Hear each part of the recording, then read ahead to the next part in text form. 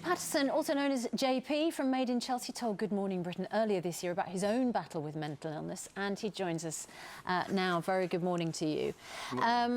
So young people afraid of speaking out. You were 13, weren't you, when you experienced some really serious mental health issues? I think I was actually younger, but sort of 13 you become a little bit more aware of what's going on. And it wasn't probably till I was 16 or 17 where I really knew something was an issue, and I actually went to my school doctor to speak about my symptoms. Things were so bad that at one stage you even contemplated suicides. I did, yeah. What had gone wrong, or was it something inside? I think it was just the fact that I was uneducated with mental health myself. Although I knew I had the symptoms, I didn't necessarily know how to handle them or a way of moving forward. I don't think there was that much emphasis around me on mental health at the time, which was an issue, so there was no one really for me to speak out to. I mean, I think when I was actually diagnosed with anxiety at that age, it was a case of you have anxiety, be on your way kind of thing. There was no real support. Can you describe what you felt? I mean, I remember looking at the piece of paper that the doctor gave me, and I think I literally ticked every single symptom off at that time. It was that severe.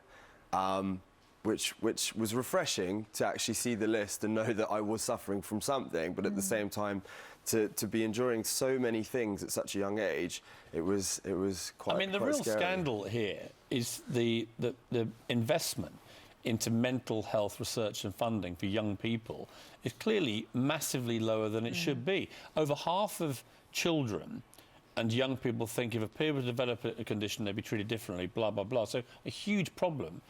But 75% of mental illness starts by the age of 18, and yet less than 30% of the total mental health research budget is put towards children in that category. So you've got this massive problem amongst young people, and yet you've got a very slanted investment from the government in trying to tackle it. What do you think of that?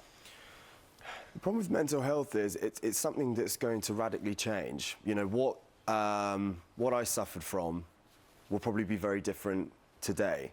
You know, for me it was a number of things, whereas today I think even things like social media are such a huge issue for younger adults, this perception of this perfect life, and unfortunately young adults, it's too much for them to handle, I think. And I think it's being able to educate these young adults how to cope with these things. Is that something that still affects you? I mean, you live in a sort of, you know, Made in Chelsea is a sort of false reality world, in a way, isn't it? I think, yeah. Do you suffer as well from that sort of disease of comparison and that affecting your mental health still? That was one of the reasons why I'm so thankful for you guys for giving me this opportunity to come today and beforehand just to speak about it. You know, I have that stigma.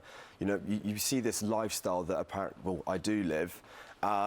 So for me to come out and speak about my personal experience with mental health, people are shocked by it. How is that possible? And I think that's why it's so important for people like myself and others within the industry to actually speak out. And I think that's why that campaign today is so wonderful. Yeah, exactly. What you see on the screen isn't always actually what's happening in real life. It's what's going on internally and behind closed doors. Yeah, absolutely. Do you feel recovered? Or is anxiety something you struggle with still? No, I still suffer from anxiety, but I think by speaking out about it and sort of trial and error with what helps me and helps me move forward, sport plays a massive part in my life, and that helps my sanity. Yeah. And I think also that's what's so important to educate people about, is that what may help me may not help somebody else. They need to figure out what it is makes them a happier person. Quite right. OK, JP, Josh, thanks very much indeed. Good to talk to you this morning. All of a sudden, the door was open, and before I knew it, I was on the side of the road, bleeding a lot. And Ben, you were on the coach, weren't you? Because you'd been on the same tour, and you were upstairs. What did you know about Seb and what had happened? Well, I knew nothing. Well,